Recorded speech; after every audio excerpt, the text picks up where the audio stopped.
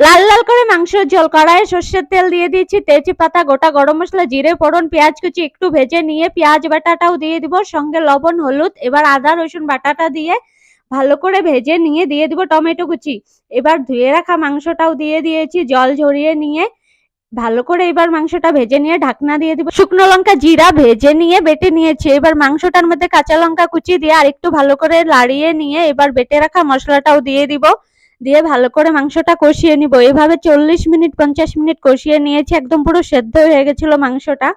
তারপর আলুগুলোও দিয়ে দিব, দিয়ে ভালো করে একটু কষিয়ে নেব। তারপর আবার একটু ঢাকনা দিয়ে নেব। এবার ঢাকনা তুলে ভালো করে একটু নেড়ে চেড়ে কিছুটা কষানো মাংস উঠিয়ে নিব, কারণ দাদা কষানো মাংস খেতে ভালো পায়, ও খেয়ে দিয়ে চলে যাবে, সেজন্য কষানো মাংস উঠানোর পর গরম জল দিয়ে জাল দিব আরো 20 থেকে 25 মিনিটের মতো। তারপর গোটা গরম মশলা বাটা দিয়ে নামিয়ে নিলেই কিন্তু হয়ে যাবে সুন্দর স্বাদের মাংস। খেতে কিন্তু খুবই টেস্টি।